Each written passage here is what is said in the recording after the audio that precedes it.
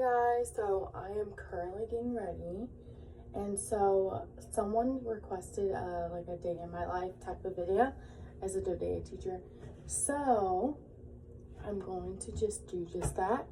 So it's currently, I believe it's probably like 6 o'clock, so usually I wake up around 5. Sometimes I sleep in until 5:30, but usually get up by that time, get myself together, make lunch, breakfast, because as a DODEA teacher, I live off base, and so that's something that I didn't know, and it might vary from base to base, but initially when I first transitioned over here to Japan, I was single, or I had no dependents, and so when you do that, you can't live on base, because at least here in Japan, they reserve the on-base housing for active duty and their families, and then also DODEA. So if you are married or have kids, then you will be able to get housing on base if that's something that you want to do, but you have either or option. Whereas myself, I didn't have the option. I had to live off base, but honestly, I really like it. So I live about 10 minutes. I would say, no. I would say 10 minutes, like maybe in the afternoon. But in the morning, I get there pretty fast, and it takes me about 7 minutes to get to school. So I'm going to finish getting ready, as you can see. But I'm going to finish getting ready, and then I will pick back up once I'm at school and talk more about the drive, how it is getting on base and all that stuff, and then yeah, we'll pick up back there. So one thing I wanted to show is I have to park my car in this, and you see this a lot of times in Japan. So I have a key that I use to get it down, and I wanted to record that process in order to show you how I get my car sometimes in the morning. So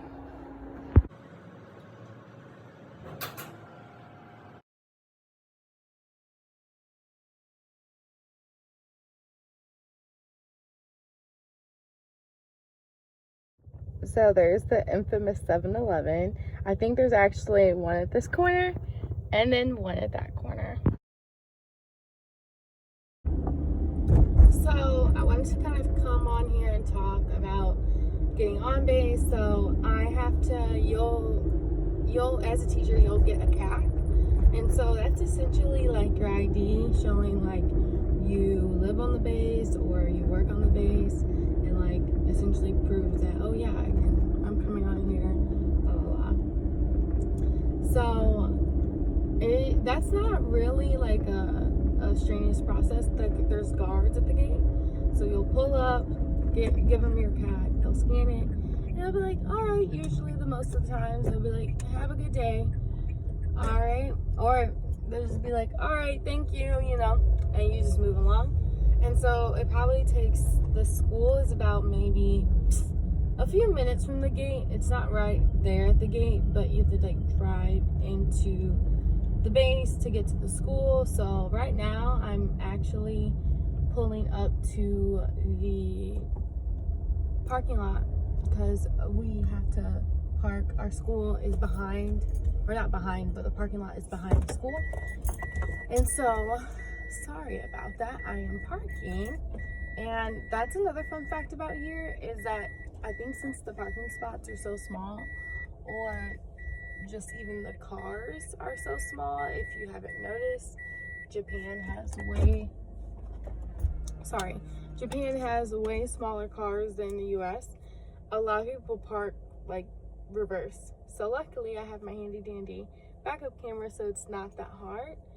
But yeah, so I'm at school right now. I'm going to head on in, and we'll talk more about my day, what I have planned for the day in there. So yeah, see you there.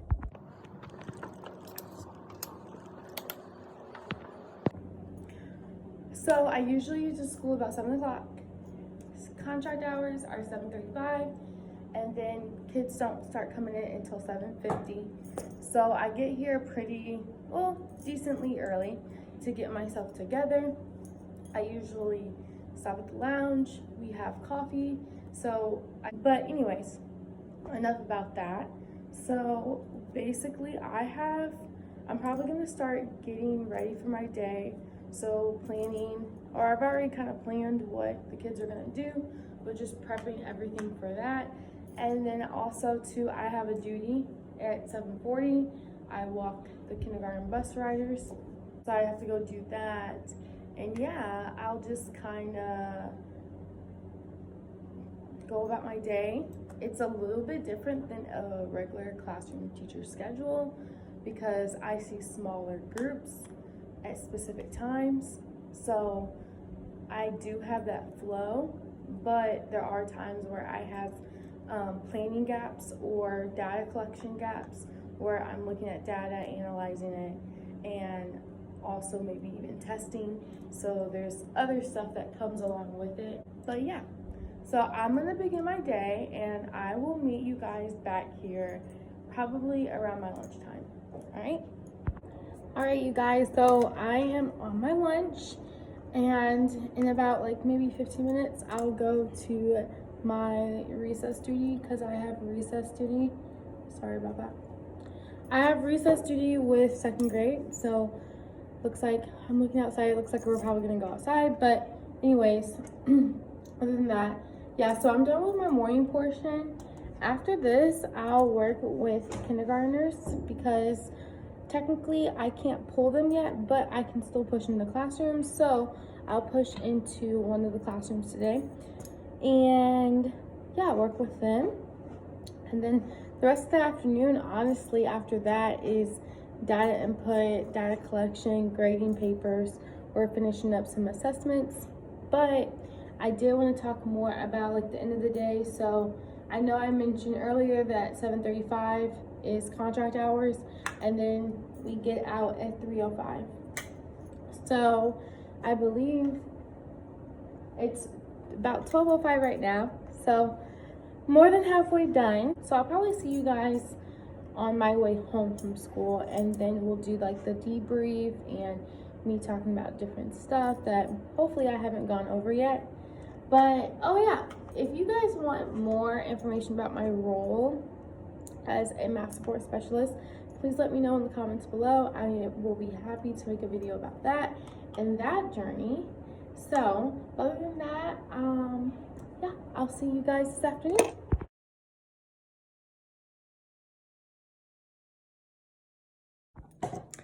Hey guys, so that is a day of my life. It wasn't that exciting, but you know, I've already started, as you can see, I've already started taking some off my jewelry and my glasses and, you know, hashtag teacher life. But I wanted to share some things that I have noticed working here for the past 2 years that you might not see in the States or comparing it to stateside schools.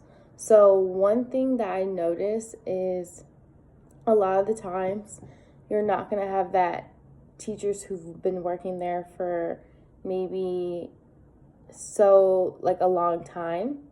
So you might find teachers who do one rotation and then go. And that could be for a plethora of reasons, like a lot of times military affiliation. So they're PCSing. And that can also be with the students as well, not just the teachers. Sometimes it's really hard living overseas and they just want to go back home, and yeah, and that's totally okay because it can be hard living overseas because you're away from your loved ones. So I did notice that. I also noticed that a lot of teachers I work with, initially they weren't teachers, which I think that's careers anywhere. You know, you always are going to have people pivot and you're like, wow, I didn't know you did that before this.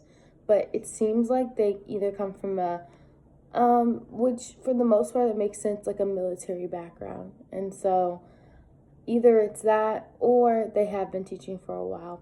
So that one's kind of like 50-50.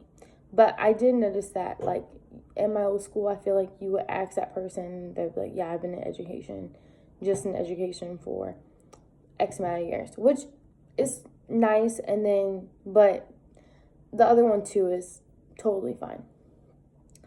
But something that I've also, sorry, my laptop is just opening all its tabs.